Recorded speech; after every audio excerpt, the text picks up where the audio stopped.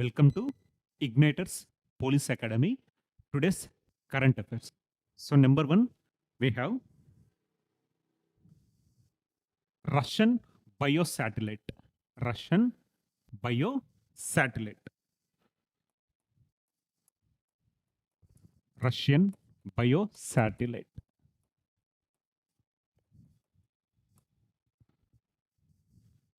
So, Russian maize, fruit flies, set to conquest space, that is Bion M2.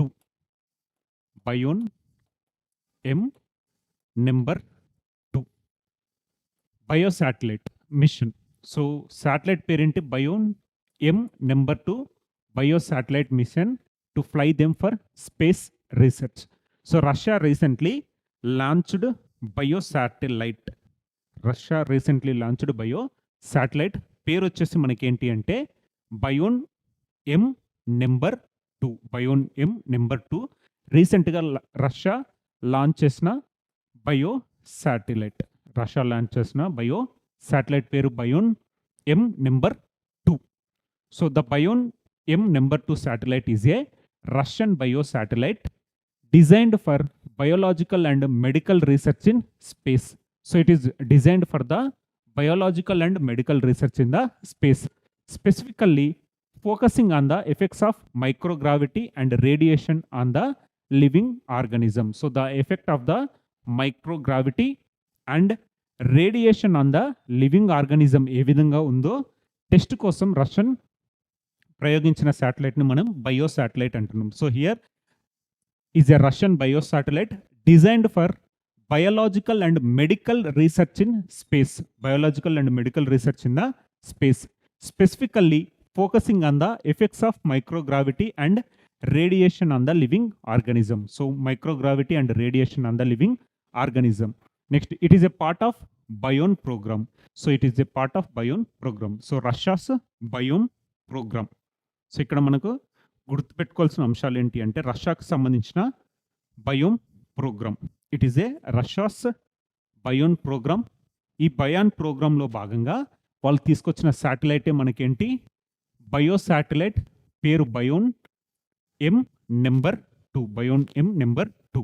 So వీళ్ళు అంతకన్నా ముందు కూడా బయోన్ M number 1ని 2013లో ప్రయోగించడం జరిగింది. సో ఇప్పుడు వచ్చేసి second satellite under Bion program. So Bion M number 2 ఉపగ్రహం అనేది అంతరిక్షంలో జీవ మరియు వైద్య పరిశోధనల కోసం రూపొందించబడిన రష్యన్ బయో శాటిలైట్. ప్రత్యేకంగా జీవులపై సూక్ష్మ గురుత్వాకర్షణ మరియు రేడియేషన్ ప్రభావాలపై దృష్టి సారిస్తుంది. సో వేటిపైన దృష్టి సారిస్తుంది? సూక్ష్మ గురుత్వాకర్షణ మరియు రేడియేషన్ ప్రభావాలపై దృష్టి సారిస్తుంది. సో శాటిలైట్ వచ్చేసి మనకు బయోన్ M number 2 by Russia. So Russia తీసుకొచ్చిన శాటిలైట్ ఏంటి? Bio satellite బయోన్ M number 2. So రీసెంట్గా రష్యా లాంచ్ చేసిన మనకు న్యూక్లియర్ మిజైల్స్ ఉన్నాయి, బ్యాలిస్టిక్ మిజైల్స్ ఉన్నాయి అండ్ క్రూయిజ్ మిజైల్స్ ఉన్నాయి. నవ్వు వచ్చేసి ఏంటంటే మనకు బయోన్ ఎం నెంబర్ 2 అనే బయో శాటిలైట్. సో రష్యాకు సంబంధించిన పాయింట్స్ అన్నీ ఒకే దగ్గర రీకాల్ చేయండి. సో నెక్స్ట్ వచ్చేసి Apache helicopters. So Boeing delivers 3 Apache choppers.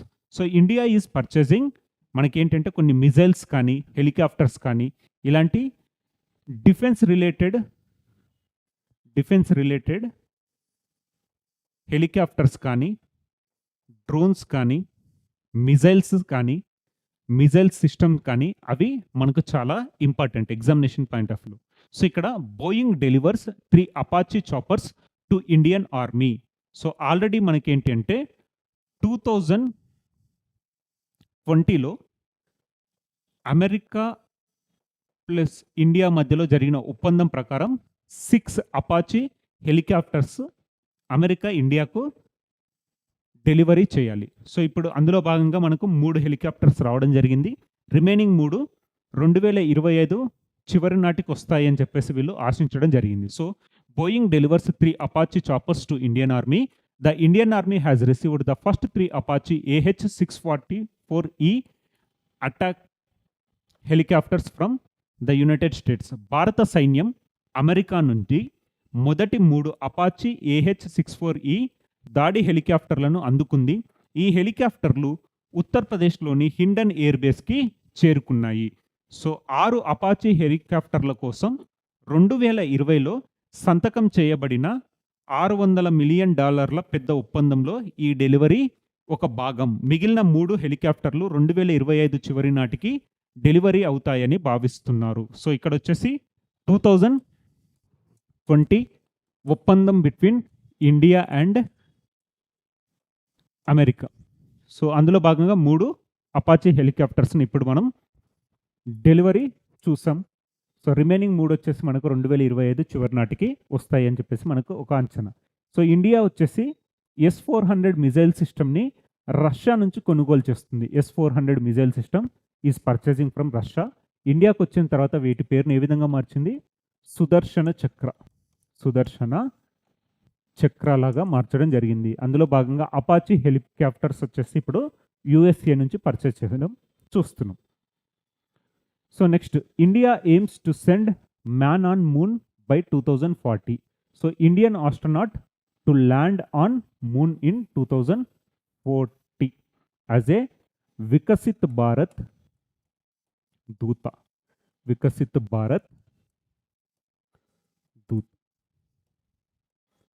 So Viksit Bharat దూతలాగా Indian వ్యోమగామి చంద్రుడిపై 2020 నాటికి దిగబోతున్నాడు అని చెప్పేసి ఎక్స్పెక్టేషన్స్ ఉన్నాయి. So here India AIIMS to send man on moon by 2040. 2040 నాటికి భారతదేశం ఆస్ట్రోనాట్ని మూన్ పైకి చేరవేయాలి అని చెప్పేసి ఒక ప్రయత్నం చేస్తుంది అని చెప్పేసి రీసెంట్గా స్టేట్మెంట్ ఇవ్వడం జరిగింది. So Indian astronaut to land on moon in 2040. So next, the 3 states that have implemented hostile activity watch kernel HAWK. So HAWK. So మనకు వచ్చేసి న్యూస్లో ఉన్న టాపిక్ ఏంటి? HAWK. సో హియర్ HAWK అంటే ఏంటి? మనకు hostile activity. The 3 states that have implemented the hostile activity watch kernel, that is HAWK systems are Kerala, Karnataka and Tamil Nadu. So ఈ hostile activity watch కెర్నల్లో భాగంగా ర్యాంకింగ్స్లో first స్థానంలో ఉన్నది ఏంటి? కేరళ. 2వ స్థానంలో ఉన్నది కర్ణాటక. 3వ స్థానంలో ఉన్నది మనకు Tamil Nadu. HAWK, that is hostile activity watch kernel, is a centralized forest and wildlife crime management system.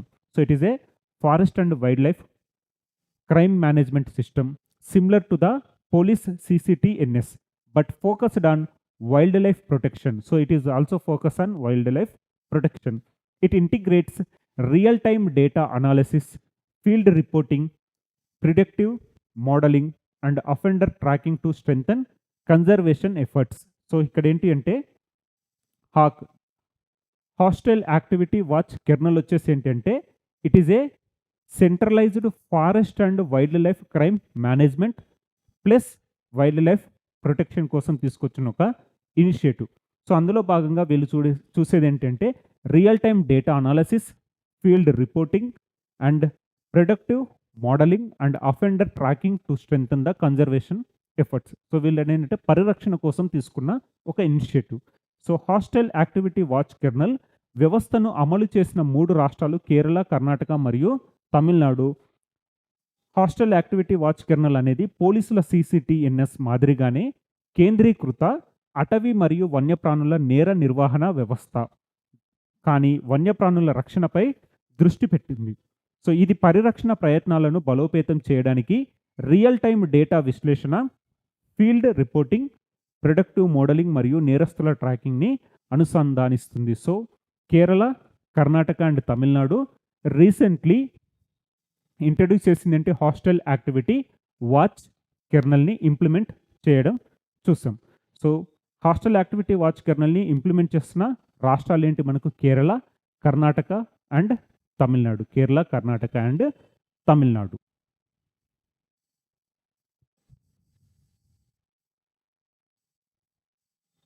So next we have space laboratory. So ఇస్రోకు సంబంధించిన space laboratory in Arunachal Pradesh.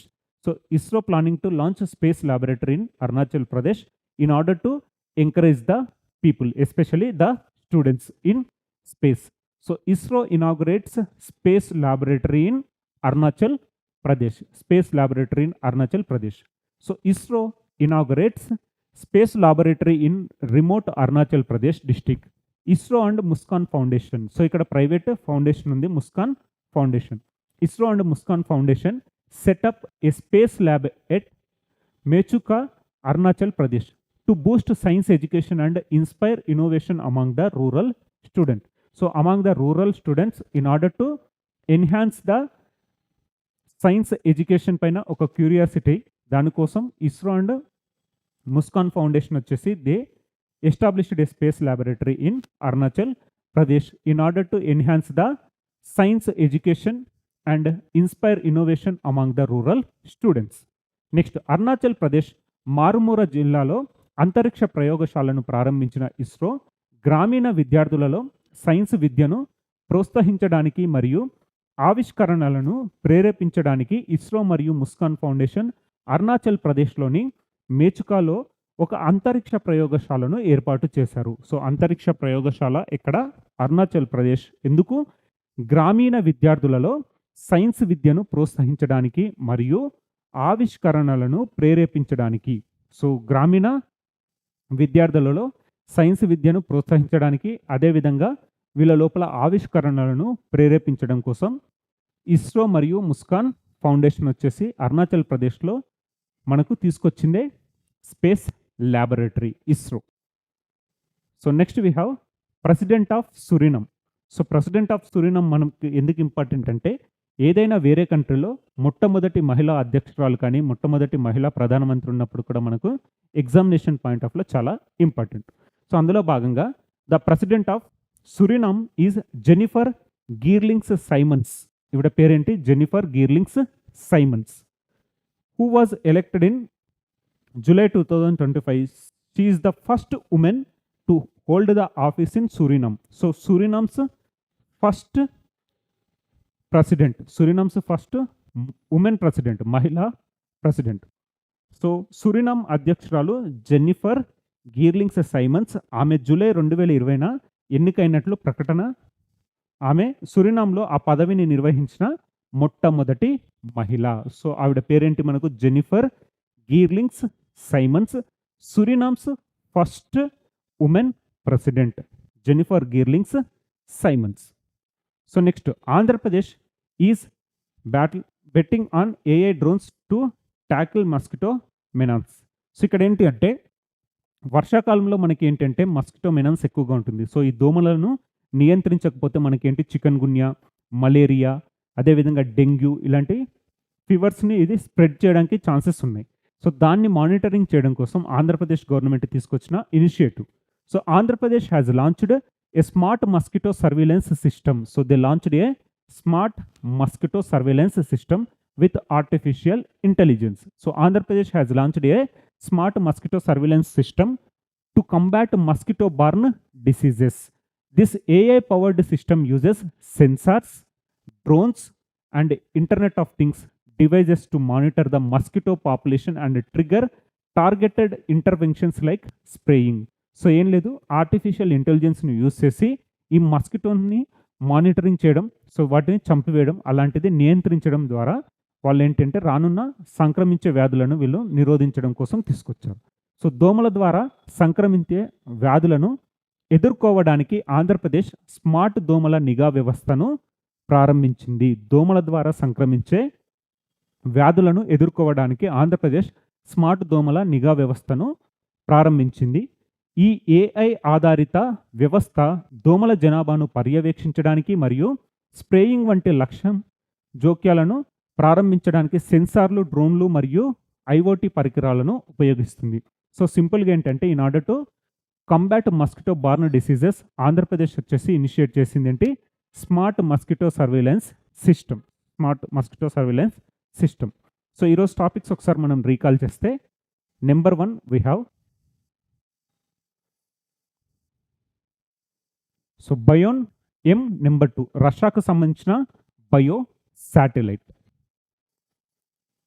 So next we have Apache helicopters, India is importing from America. Next Indian astronaut to land on moon in 2040, 2040 నాటికి ఇండియాకు సంబంధించిన astronaut చంద్రుడిపై land అవ్వబోతున్నారు. So next hawk, H A W K, that is hostile activity watch kernel. So ఇది వచ్చేసి ఏంటంటే wildlife క్రైమ్ని నియంత్రించడం కోసం, at the same time wildlife protection కోసం ఇంప్లిమెంట్ చేసిన రాష్ట్రాలు ఏంటి, Kerala, Karnataka and Tamil Nadu. So next we have space laboratory. ISRO inaugurated space laboratory in Arunachal Pradesh in order to boost the scientific temper among the students. Next Suriname first woman president Jennifer Geerlings Simons. Next we have Andhra Pradesh introduced smart mosquito surveillance system in order to combat the mosquito born diseases. దోమల ద్వారా సంక్రమించే వ్యాధులను ఎదుర్కోవడానికి ఆంధ్రప్రదేశ్ వచ్చేసి smart mosquito surveillance సిస్టమ్ని తీసుకుని రావడం జరిగింది. సో ఇవ్వండి ఈరోజు న్యూస్లోని important topics. Will meet tomorrow. మీకు ఏమైనా డౌట్స్ ఉంటే మనకు కామెంట్ బాక్స్లో అడగండి, మేము రిప్లై ఇస్తాం. Thank you.